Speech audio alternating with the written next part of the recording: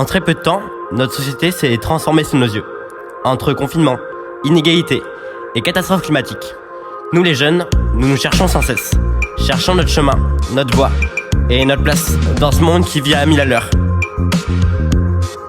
Nos vies sont constamment remises en question et tiennent au bout d'un petit fil. Parmi nous, certains jeunes ont véritablement trouvé leur voie, celle de l'engagement, pour répondre aux crises qui se succèdent. Les inégalités, le féminisme, la cause animale, le changement climatique et la lutte contre le racisme. Évidemment, nous savons que notre vie sera compliquée. Depuis presque 2 ans, on nous interdit de nous rassembler, de nous toucher ou même de faire la fête. Nous sommes la génération du futur qui devra dès à présent construire le monde de demain dont on parle tant. Comment les jeunes ont-ils déjà pris en main les clés de leur rôle à jouer? Parce que ces jeunes inspirants doivent être écoutés, on a conçu Les Jeunes s'engagent. Notre idée, réunir des jeunes au parcours inspirant pour donner l'envie à d'autres, eux aussi, de s'engager. Très ambitieux pour nous médiatiser, rencontrer et imaginer nos prochaines années. Pleines de rêves. Bonjour à tous et bienvenue dans Les Jeunes s'engagent, la série inspirante à impact positif de l'association Jeunes Génération Écologique. Aujourd'hui, de plus en plus de jeunes sont conscients de la crise démocratique, sociale et environnementale, mais ne savent pas comment réagir face à cela. Et aujourd'hui, on part à la rencontre de 2 jeunes engagés qui font partie de l'association Les Engagés Bordeaux et qui s'appellent Antoine et Marine. Venez avec nous. Ok. Salut Antoine, salut Marine. Salut Jonas.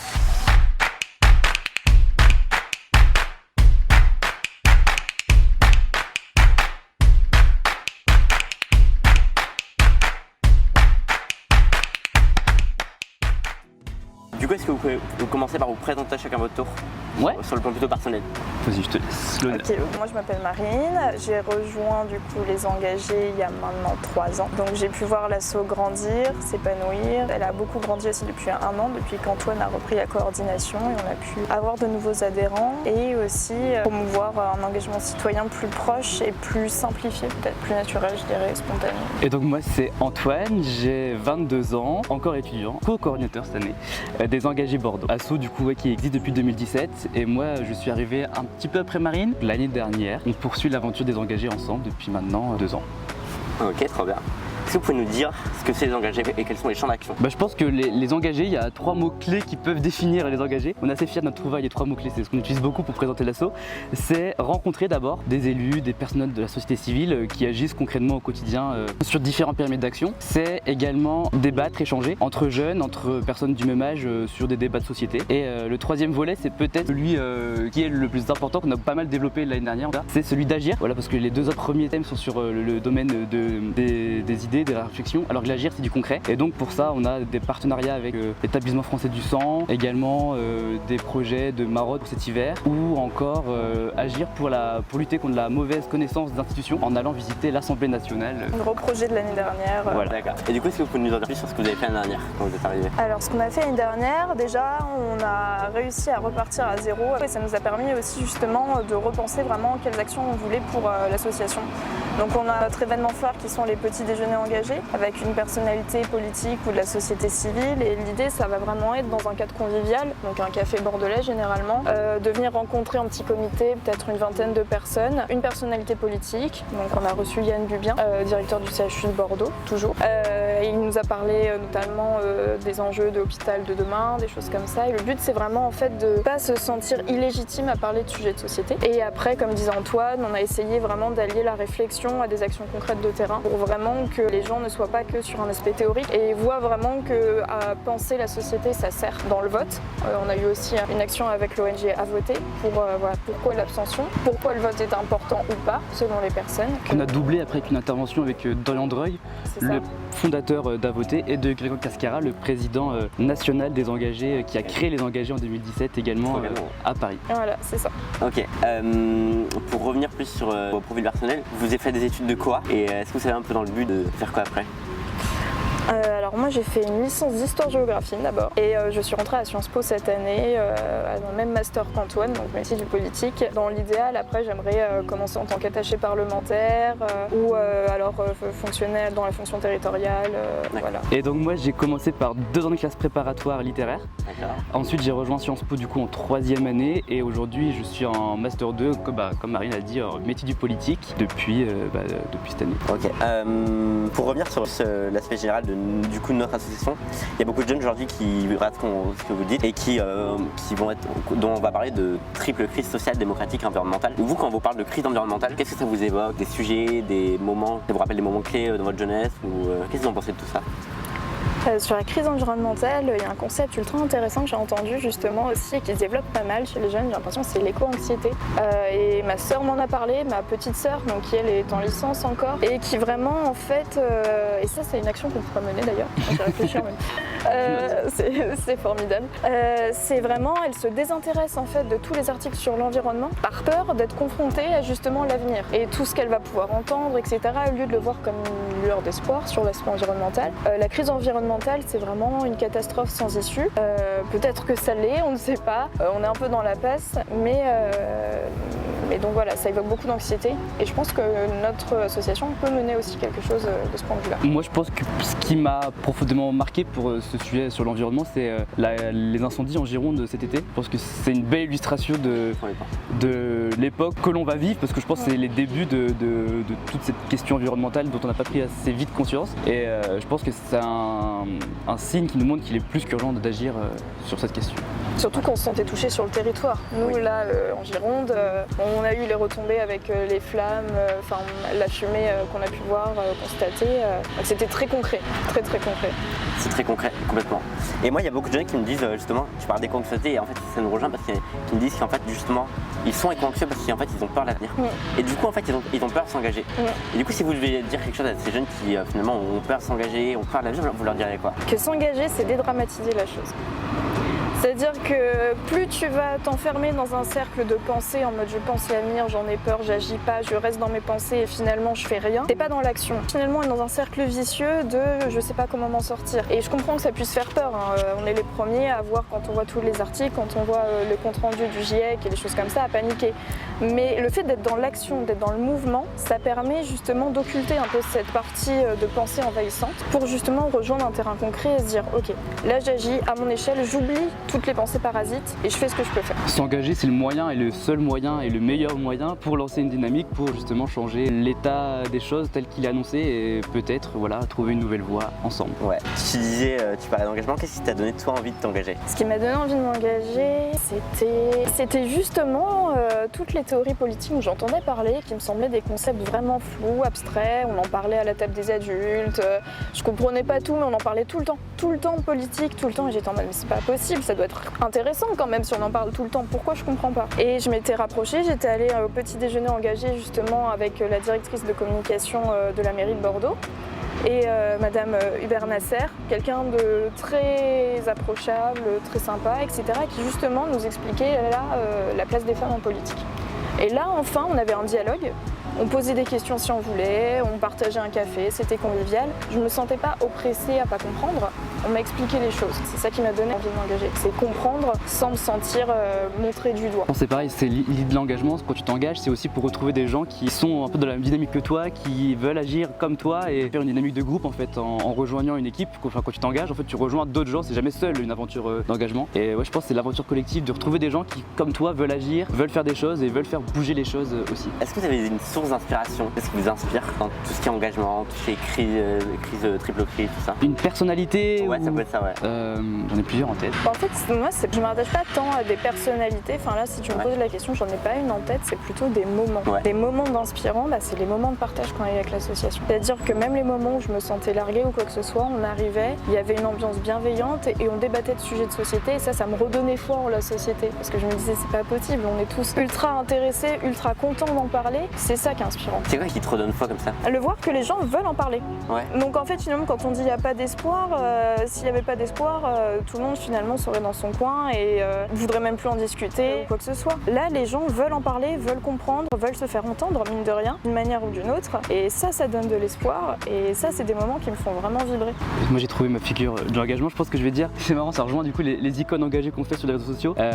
Michel Colucci dit Coluche, qui a fondé les Restos du Cœur. Et je trouve que c'est une source assez inspirante d'engagement ou de forme d'engagement. Il le fait vraiment pas pour lui, puisqu'il avait déjà une notoriété acquise. Il le fait vraiment pour les autres. Et c'est vraiment vraiment, je trouve, un engagement altruiste avec une association qui, en plus, certes, était incarnée par lui tant qu'il était en vie, mais qui a justement su aussi perdurer sans lui. Preuve que son but était supérieur à lui, mais également triste, parce qu'on n'a pas encore résolu les problèmes posés lors de la création de l'association, mais c'est montrer qu'il y avait une vraie dynamique dans son association et que c'était un engagement altruiste pour les autres, vraiment au sens propre. Ok. Bon, l'année dernière, vous avez été à l'Assemblée nationale. Cette année, c'est quoi? C'est l'Elysée, le Conseil d'État? Ça se réfléchit encore. Faut poser la question à Marine, c'est Marine qui est responsable d'organisation et qui va préparer le prochain événement. Mais oui, effectivement, on a dans l'idée de repartir. Peut-être on peut profiter de la caméra pour dire qu'on a besoin de financement, hein, c'est la question majeure. Mais oui, effectivement. C'est toi qui voulais le conseil constitutionnel peut-être? Ou Baptiste, je sais plus. Moi j'aurais bien mes conseils constites et Baptiste conseil d'État. Ouais, ça peut être d'une pierre deux coups. Voilà, mais ouais, clairement c'est un de nos buts, mais aussi plus simplement, plus proche, aller visiter aussi les institutions de Gironde, de la Nouvelle-Aquitaine, de Bordeaux. On a de quoi faire, il y a la préfecture, il y a l'hôtel de région, l'hôtel du département, Bordeaux Métropole. Donc c'est aussi des lieux qu'on a envie d'ouvrir cette année aux étudiants du campus, voilà, par les engager. Ok, je reviens en arrière. C'est quel type d'étudiants qui viennent à vos cafés et qui vous rejoignent? Alors, on est implanté, nous les engagés, sur 2 sites. On est reconnu par Sciences Po Bordeaux et par l'Université de Bordeaux. Donc de manière assez générale, on a beaucoup d'étudiants qui viennent du coup de ces 2 institutions. T'as un chiffre à nous donner à peu près? Alors les adhésions, on vient juste de les ouvrir pour cette année. L'année dernière, on était sur, je pense, une trentaine d'adhérents. Et après, en fait, nos événements sont ouverts à tout le monde. Je pense, vraiment à la louche comme ça, qu'on a dû brasser 200 étudiants avec nos différents événements dans l'année, je pense. Mais donc, on a 2 sites d'implantation, donc qui viennent de ces 2 horizons-là majoritairement. Mais de plus en plus, on a des étudiants qui viennent de l'EFAP en dernière en date. C'est vrai. On a des étudiants également de l'Université Montaigne, c'est ça? Oui, c'est ça, c'est Montaigne. On a aussi eu d'autres étudiants qui sont sur les quais, je sais plus comment ça s'appelle, l'ISCOM? ISCOM. C'est ça. Donc c'est ouvert à tout le monde de manière générale. C'est vrai que comme on est implanté sur 2 sites, ça vient plus facilement de ces univers-là. Après, c'est ce qui sont intéressants et justement, c'est ce qu'on réussit à faire progressivement. C'est droit et Sciences Po, on peut se dire, c'est déjà des gens qui touchent un peu à ce milieu-là. Et là, justement, de voir qu'il y a des gens qui viennent d'autres horizons, ça fait énormément plaisir et c'est tout ce qu'on cherche. Et c'est une dynamique aussi portée par le mouvement national qui va ouvrir cette année justement un pôle jeunes actifs pour s'ouvrir aussi aux jeunes qui ne sont plus forcément en études, mais qui sont aussi et qui doivent être intéressés par les sujets qui sont au cœur de l'association. Ok. Je pense qu'on a fait le tour, on est pas mal. Est-ce que vous avez un truc à rajouter? Je pense qu'on a bien présenté l'asso nous. C'est génial. Juste l'asso, bonne ambiance, aucun préjugé, parce qu'on a encore des retours de personnes qui n'osent pas venir parler de sujets de société. En fait, le but c'est que chacun vienne même vider son sac. Oui, justement une question, ça pourrait être intéressant sur le côté partisan, comment on gère on touche du politique, et aussi une question peut-être elle suit sur est-ce que tout le monde prend la parole, enfin la gestion. Ouais, ça va être intéressant sur le côté prise de parole. Alors du coup, oui, vous pouvez nous expliquer comment vous gérez, comment vous faites pour lorsque vous vous rencontrez, lorsque vous échangez. Par exemple, est-ce qu'il y a un thème donné? Est-ce que c'est comme tu disais vider son sac, vraiment tout le monde vient comme ça? Et est-ce que tout le monde prend la parole? Sous quelles conditions ça? Alors l'asso du coup est déjà partisane, c'est une association de loi 1901, donc on n'a pas de côté politique. On reçoit des élus donc qui eux ont une couleur politique. Pour ça du coup c'est intéressant comme question, est-ce qu'il y a des thèmes? Effectivement on met des thèmes au cœur de nos événements pour que ce soit des sujets transversaux et pas on vient pour rencontrer une personne de tel bord politique ou pas, on vient pour parler d'un thème. On a fait l'année dernière une rencontre avec Émeric Breillet et Alain Rousset, le président de région, et le thème c'était décentraliser. Donc c'est des sujets transversaux de société civile qui concernent chacun, et l'idée c'est vraiment avec les engagés d'ouvrir les portes à tout le monde pour qu'on puisse avoir accès au débat public et se faire une opinion. Est-ce qu'on est d'accord ou pas avec ce que nous dit Alain Rousset, qui lui pour le coup a les mains dans le cambouis puisque tous les jours il gère les affaires de la région, ou est-ce qu'on est plus d'accord avec l'opinion d'Émeric Breillet, et où est-ce que nous on se positionne, est-ce que c'est pas assez radical comme position? Et c'est vraiment une asso pour le coup à partisane qui parle de sujets transversaux. Okay. C'est du côté très formel, et après autrement autour des petits déjeuners politiques c'est généralement une personnalité et qui met moins en avant son appartenance partisane. Là en l'occurrence avec le directeur de l'hôpital de Bordeaux qui mettait plutôt en avant son expérience justement de terrain. Et donc là on est plus du côté politique, on est vraiment par de société civile et d'enjeux dont tout le monde peut se sentir concerné. Okay. Comment vous choisissez les personnes que vous avez rencontrées? Est-ce que vous voyez ça plutôt sur le côté de ce que ça peut vous apporter ou sur autre chose? En général, on essaie de regarder un petit peu les élus, surtout qui sont encore en action, ou les personnes un peu emblématiques de la vie bordelaise. Souvent des gens un petit peu inaccessibles finalement, qu'on ne voit pas tous les jours dans la rue, dont on entend beaucoup parler par contre dans le Sud-Ouest ou dans d'autres moyens de communication. Et une sorte un peu c'est des sujets un peu nébuleux. Alain Rousset, on pense tous les jours parler de lui dans le Sud-Ouest. C'est une personnalité très accessible, très gentille, qui a un point de vue sur plein de sujets et que ça démystifie décrit un petit peu les personnages donc, dont on cherche la présence, ce qu'on invite, c'est plutôt voilà, des personnes qui sont dans l'actualité. Chercher la pertinence avant tout. C'est ça. C'est la pertinence et justement aussi d'un côté le feeling qu'on va avoir avec la personne. On n'a pas forcément envie d'avoir quelqu'un qui va être très technocrate et pas du tout pédagogue. C'est-à-dire qu'Alain Rousset justement il a été, mais on avait vraiment l'impression de prendre un café avec lui parce qu'il nous a expliqué les choses de manière sincère, spontanée et il s'adressait à tout le monde. Et puis tous nos invités ont toujours eu des conseils ou des anecdotes à apporter aux jeunes présents et voilà, on ressort en fait avec une rencontre. Au début c'est assez formel, on présente le CV de l'invité et puis finalement au fil de la discussion on rompt un peu toutes les barrières classiques. On voit bien que comme le public est jeune, intéressé, voilà, c'est des conseils, c'est des anecdotes. Je me rappelle de Florent Lacarrère qui a lancé à la fin de la rencontre avec lui, engagez-vous. C'était un jeune maire de 25 ans. Il avait 25 ans quand il est devenu maire. Donc pareil, très proximité d'âge. Voilà, c'était pertinent pour parler justement d'être jeune et en politique. C'est ça. Okay. Il était maire de l'Abatmal et conseiller régional aussi en charge des transports. D'accord. Et du coup, qu'est-ce que ça vous a apporté vous personnellement depuis que vous êtes engagé? Moi je pense que c'est vraiment la démystification des élus qu'on a pu rencontrer ou des personnes de la société civile, c'est-à-dire c'est des gens comme toi et moi, accessibles, qui ont eu un parcours de vie qui les a menés à prendre la responsabilité à laquelle ils sont aujourd'hui, mais qui ont aussi eu une jeunesse avec de l'engagement. Certains, Alain Rousset en avait parlé un petit peu de sa jeunesse, ses engagements. Et donc voilà, c'est vraiment, je pense, une démystification, c'est-à-dire c'est plus seulement un nom en fait dans la presse qu'on lit, mais c'est une personne, une rencontre qu'on a eue. Et ouais, donc ça, je pense que dans le quotidien, ça permet de aussi mieux comprendre parfois les décisions qui sont prises par ces personnes-là, puisque c'est pas qu'un obscur nom, c'est vraiment une personne derrière avec tout ce que ça a comme conséquence. Je rejoins beaucoup Antoine sur ça, c'est vraiment le fait de se dire la société c'est pas un mot abstrait et finalement j'en fais partie et en fait on fait partie d'un grand ensemble et peut-être qu'on n'est pas tous députés ou ministres mais en tout cas on est légitime à parler de sujets de société, donc pareil, démystification. C'est vraiment la démystification et légitimité, t'as raison sur le fait que voilà, sur une même table on a l'avis du président de région pour le coup vaut le même que le nôtre puisqu'on discute avec lui, il est certes en situation de décision mais voilà, on peut lui dire notre point de vue de manière intelligente, réfléchie et calme. Ça reste une asso de discussion parce que j'entends bien à des moments qu'on peut avoir des critiques en mais concrètement vous faites quoi pour faire bouger les choses. On n'a jamais dit qu'on était militant ou quoi que ce soit, on est engagé pour parler de sujets de société et justement donner après peut-être envie aux gens de se dire ah mais ce sujet m'a vraiment intéressé, je vais militer pour ce sujet. Ouais. On est vraiment entre guillemets cette passerelle intermédiaire. On a quand même développé le volet d'action de plus en plus aussi pour lutter justement contre ce fait de vous faites rien. On fait beaucoup de choses, voilà, quand on va aider l'établissement français du sang pour récupérer des donneurs de plasma, voilà, c'est une action concrète que tout le monde peut toucher et on voit aussi l'intérêt que ça a d'un point de vue citoyen pour tout le monde. Et du coup toujours les actions plutôt citoyennes parce que comme on est un partisan sur le côté politique, c'est sûr qu'on va pas faire d'action vraiment politiquement pure, parce que on est partisan, donc à prendre une décision ou pousser d'un côté politique, ça irait aux encontres des valeurs de l'asso. C'est pour ça que les actions menées sont plutôt sur le terrain de la société civile. D'accord. Ouais. Et pour finir, si vous deviez passer un message à la génération future, c'est-à-dire un message à vous et peut-être vos enfants dans 10, 15, 20, 30 ans, vous leur direz quoi? Pas facile comme question. On va pas dire engagez-vous. Non, on va pas dire engagez-vous. Peut-être que par notre engagement, moi je dirais ça, je pense que par mon engagement aujourd'hui, j'ai essayé de faire les choses un petit peu mieux et j'espère que quand vous regarderez la vidéo, dans ce cas, pour la génération future, ce sera un petit peu mieux. En vrai, c'est un engagez-vous modifié. N'ayez pas peur de ce qui va arriver demain, mais mettez en place des petites choses qui vont essayer de bloquer le schéma de pensée de crainte pour vous dire tiens, sur ce terrain-là, je vais aller m'intéresser, mais dans l'action, je vais aller rencontrer des gens plutôt que de lire des tonnes d'articles. Super, merci beaucoup. Merci à toi pour l'invitation. Ok.